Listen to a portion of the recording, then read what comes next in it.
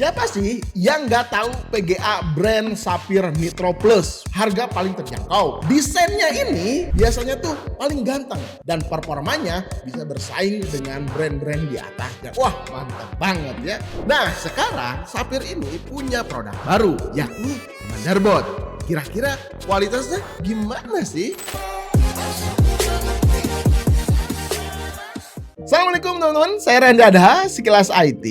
Ini saya tuh mau rakit PC ya dengan harga yang minimalis, desainnya tetap elegan dan harus upgradable ke depannya ya. Pastinya performanya harus bisa diandalkan dong ya. Tapi sebelum lebih lanjut ke spek lengkapnya, saya mau kenalin dulu motherboard terbaru ini dari Sapphire. Setelah sukses dulu ya di dunia GPU, sekarang Sapphire tuh melebar sayapnya ya ke komponen yang lain ya, yakni merilis motherboard. Dari AMD-nya tuh udah ada beberapa jajaran ya. Ada kelas A520, B650, A620, terus B850 ya. Salah satunya, nah ini nih, udah ada di samping saya ini. Sekaligus saya penasaran aja ya, rakitan PC ini saya pakai motherboardnya yang ini aja biar ketes nanti performanya seperti apa, terus fitur-fitur yang menariknya ada apa aja di sini. Ini adalah Sapphire atau Sapphire Nitro Plus B850M Wi-Fi. Tampang desainnya mirip motherboard harga 4 jutaan. Padahal budgetnya cuma 2,8 jutaan ya ketika saya lihat di e-commerce. Di motherboard kelas middle ya. Dikasih heatsink segede gaban. Lihat, ini badak banget ya. Terus untuk NVMe-nya juga sama besar-besar. Jadi kayaknya nggak usah khawatir kepanasan. Kalau misalkan kalian tancapkan NVMe Gen 5, ya udah tinggal tancap aja heatsinknya udah besar. Motherboard ini udah dilengkapi dengan VRM 12+2+1 ya dengan 55 ampere. Semakin banyak si VRM-nya, biasanya tuh si motherboardnya bisa semakin stabil ya ketika dipasangkan prosesor high-end ya. Walaupun nantinya misalkan kita pasangkan Ryzen 7 9700X atau Ryzen 9 9950X gitu ya, motherboard ini pastinya masih bisa ngimbanginnya. Terus lihat di bagian bawah, nah ya, bagian bawah ini ada 3 slot NVMe, 1 kali slot PCIe 5.0 dan 2 kali PCIe 4.0. Jadi bisa ditancapkan NVMe Gen 4 ataupun Gen 5. Nah, setelah saya buka heatsink yang bawah ini, ternyata masih ada heatsink untuk chip motherboard. Jadi ini termasuk 2 layer heatsink untuk bisa mendinginkan chipset sekaligus mendinginkan NVMe-nya. Ya, ini sih sip banget lah ya, supaya semakin adem ya, semakin stabil nantinya. Terus kita lihat untuk slot PCI Express-nya. Nah, ini kan yang 5.0 kali 16, terus yang di bawah juga ini masih ada PCIe 4.0 kali 4 ya. Semuanya udah dilindungi dengan armor. Jadi kalau pakai GPU yang 3 fan yang panjang, nggak usah takut patah ya, karena udah ada pelindungnya. Nah, sampai di sini aja ini udah kelihatan ya, karakter Sapphire ini, Sapphire Nitro ini ya, bisa kasih harga yang terjangkau, desainnya tetap elegan ya, dan bisa berani bersaing dengan brand besar lain. Ya sama kayak GPU zaman dulu ya, mereka karakternya seperti itu gitu ya, bagus, bersaing, harga bersahabat. Ya seperti yang di awal saya tadi bilang gitu ya, tentang si GPU Sapphire Nitro Plus tadi. Kayaknya harus diacungi jempol dulu ya, supaya ya lebih mantap aja. Sip lah ya untuk Sapphire Nitro motherboard ini.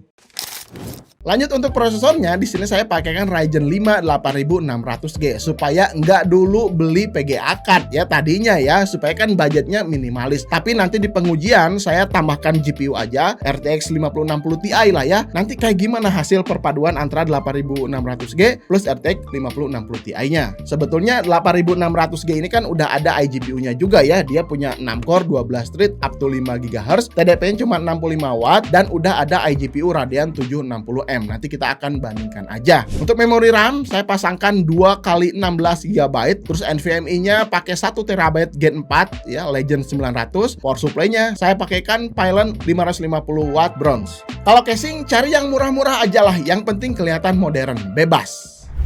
Oke teman-teman, sebelum kita masuk ke pengujian, kita lihat dulu BIOS dari motherboard terbaru Sapphire Nitro Plus atau Sapphire ya. Di sini ada Sapphire Core ya. Di sini juga kayaknya lebih use planning-nya tuh bener-bener gampang digunakan, gampang setting-settingnya ya. Kita bisa pilih di sini silent. Misalkan kalau kita pengen irit listrik gitu ya, ya pilih silent ya. Tinggal di pilih aja gitu. Kalau misalkan kita pengen performanya yang full ya, kita tinggal pilih performance. Nanti performance PC-nya bakalan ya 100% gitu ya. Nanti udah langsung aktif, PBO-nya aktif, XIP atau Expo-nya aktif, recess bar-nya juga langsung aktif ketika kita pilih performance gitu. ada favorit ya, terus ada advance. Ya di sini untuk bisa melihat power, terus storage yang ada di sini.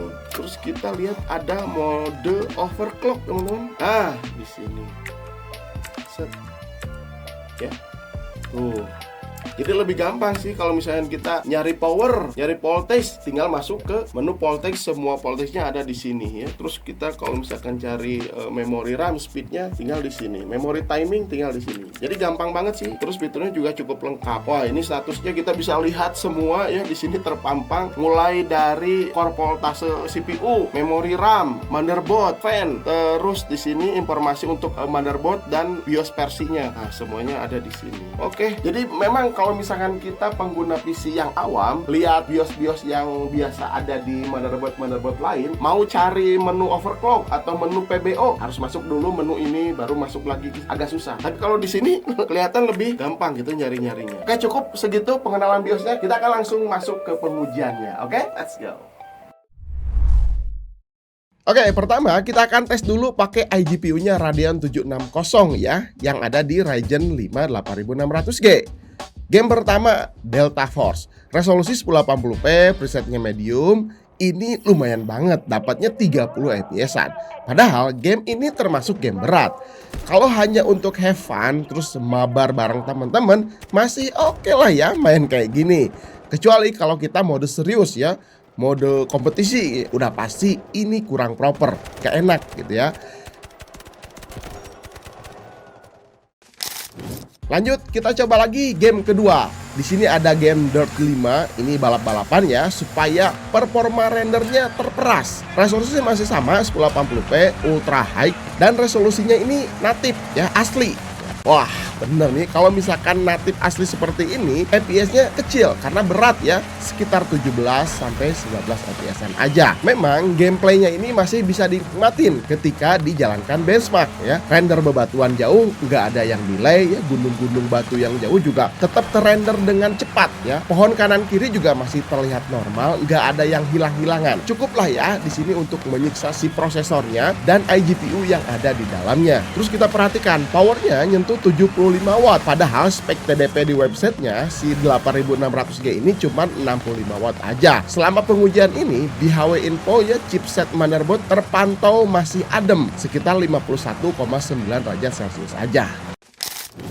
Nah, sekarang kita akan uji pakai GPU tambahan ya, RTX 5060 Ti versi 16 GB. Game pertama sama, Delta Force, resolusi juga sama 1080p medium, jelas. FPS lebih tinggi ya, 180 fps-an. Pergerakan jauh lebih smooth. Bahkan kalau kita naikkan ke 4K masih dapat 90 fps-an aja. Ryzen 5 8600G ini masih sanggup mengimbangi performa RTX 5060 Ti.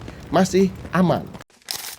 Lalu game kedua, Dirt 5, resolusi juga sama seperti pengujian tadi ya, yang pakai iGPU 1080p ultra, terus resolusinya natif asli. FPS pasti jauh lebih tinggi, 130-an fps. Pergerakan di sini jauh lebih smooth ya. Cuman beban prosesor jadi lebih ringan karena grafiknya ini dibebankan ke GPU ya, si RTX 5060 Ti-nya. Tuh kalian bisa lihat load usage prosesor cuman 30%-an aja. Powernya kurang dari 50 watt.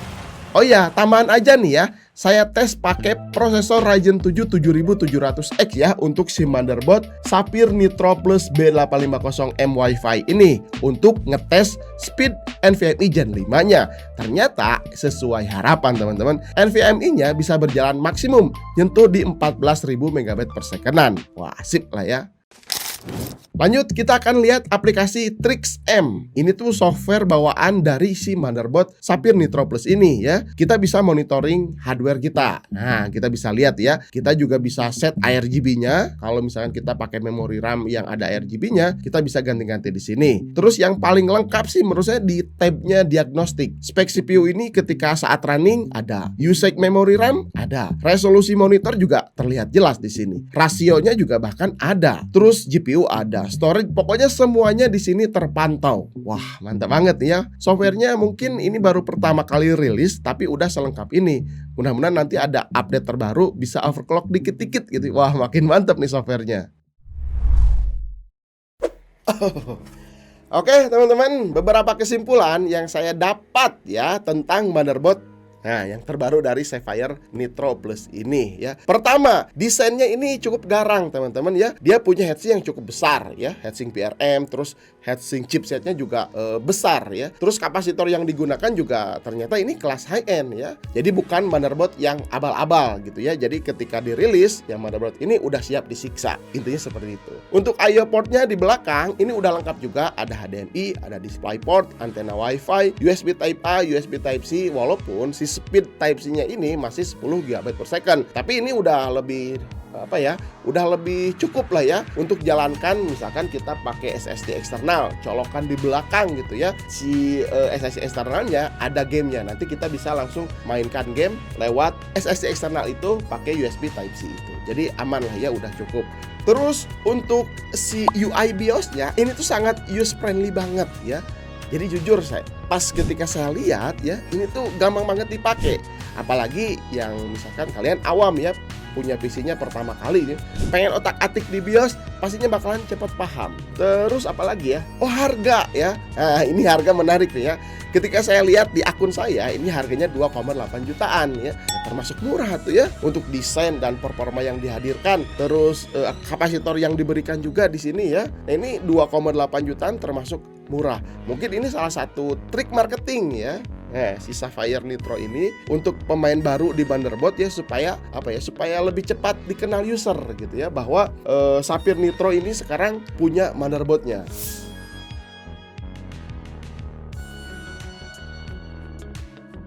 Oke, gitu aja keseluruhan si PC ini ya untuk upgradable ke depannya, karena memang si PC ini tuh dirakit tanpa PGA ya. Tuh, jadi ini kosong ya, teman-teman, nggak ada PGA-nya ya. Nanti kalau ke depannya pengen upgrade ya paling tinggal tambah GPU. Misalkan yang saya pakai ini RTX 5060 Ti gitu ya. Nanti performanya pastinya jauh lebih meningkat. Bahkan untuk prosesor, kalau misalkan mau upgrade bisa ke Ryzen 7 9700X atau 9950X 3D juga masih bisa ya. Untuk si motherboard masih kuat lah gitu, nggak ada masalah. Paling masalahnya ya dari duitnya gitu ya.